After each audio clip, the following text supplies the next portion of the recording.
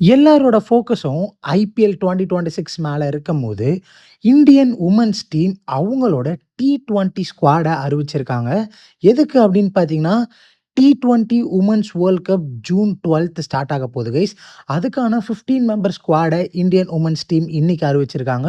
இந்த வீடியோல யாரெல்லாம் அந்த 15 பேர், அதே மாதிரி நோட்டபுளா வேற யார் யாரெல்லாம் எக்ஸ்க்ளூட் பண்ணியிருக்காங்க அப்படின்ற எல்லா டீட்டெயிலையும் இந்த வீடியோல பார்த்துக்கலாம். அண்ட் இந்த மாதிரி உங்களுக்கு இன்னும் நிறைய கண்டென்ட்ஸ் வேணும்னு நினச்சிங்கன்னா நம்மளோட சேனலை சப்ஸ்கிரைப் பண்ணிக்கோங்க. கூட இருக்கிற பெல் ஐக்கானையும் கிளிக் பண்ணி வச்சுக்கோங்க. ஃபர்ஸ்ட் ஆஃப் ஆல் இந்தியா பார்த்தீங்கன்னா குரூப் ஏல இருக்கு. குரூப் ஏல teams like Australia, south Africa, India, Pakistan, Netherlands and Bangladesh இருக்கு.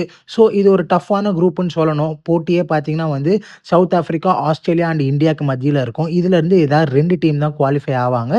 இப்போது ஸ்குவாட் அப்படின்னு பார்க்கும்போது கேப்டன் பார்த்தீங்கன்னா Harman Preet Kaur, vice captain Smriti Mandhana, no doubt. பேட்டர்ஸ்ன்னு பார்க்கும்போது ஜெமிமா ராட்ரிகஸ் அண்ட் விக்கெட் கீப்பரில் ரிச்சா கோஷ் அண்ட் எஸ்டிகா பாட்டியா. எஸ்டிகா பாட்டியாவை எதுக்கு ஆட் பண்ணாங்கன்னு தெரியல. கடைசி 3 வருஷமாக பெருசாக இன்டர்நேஷ்னல் கிரிக்கெட்டே விளாட்ல T20 ஐஸ்னு பார்க்கும்போது. பட் எதுக்கு இவங்களை ஆட் பண்ணியிருக்காங்கன்றது பெரிய டவுட்டாக தான் இருக்குது.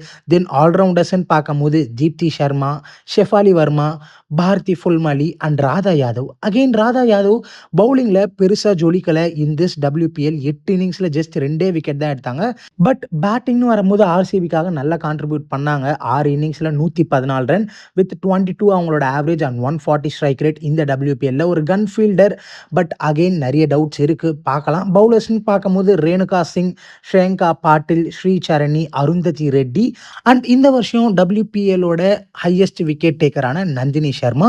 ஸோ ஒரு செம்ம ஸ்பீட்ஸ்டர். இந்த வருஷம் டெல்லிக்காக விளையாடி இருந்தாங்க. 10 கேமில் 17 விக்கெட் எடுத்தாங்க.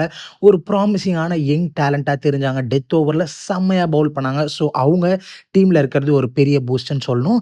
பட் இந்த டீமில் நிறைய ஓட்டைகள் இருக்கிற மாதிரி தெரியுது. பிகாஸ் பார்த்தீங்கன்னா கேம்ஸ் எல்லாமே இங்கிலாந்தில் நடக்க போகுது அப்படின்றதுனால ஃபாஸ்ட் பவுலிங் ஆல்ரவுண்டர்ஸ் ரொம்பவே இம்பார்ட்டன்ட்.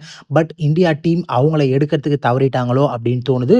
ஒரு சில நோட்டபுளான எக்ஸ்க்ளூஷன்ஸ்ன்னு பார்க்கும்போது அமன்ஜோத் கவுர் ஒரு செம்ம பிளேயர், டீசெண்டாக பேட்டிங் ஆட முடியும் அண்ட் ரொம்ப நல்லா பவுலிங் போட முடியும். ஒரு கம்ப்ளீட் பேக்கேஜ். இந்த வருஷம் WPLலையும் நல்லா தான் பண்ணாங்க ஓரளவுக்கு ஆவரேஜாக. பட் அவங்க ஸ்குவாடில் இல்லை. அது ஒரு பெரிய சர்ப்ரைஸ். அதே மாதிரி இன்னும் ஒரு out and out fast bowling allrounder வேணும்னா இவங்க ஒரு காஷ்வி கௌதம்க்கு போயிருக்கலாம் ஃப்ரம் குஜராத். அவங்களுக்கும் போகலை.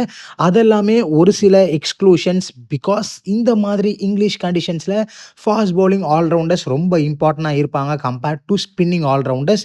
பட் அவங்க கிட்டலாம் ஏன் போல அப்படின்றது நமக்கு தெரியல. இதை பற்றி நீங்கள் என்ன நினைக்கிறீங்கன்றத கமெண்ட் செக்ஷனில் சொல்லுங்கள்.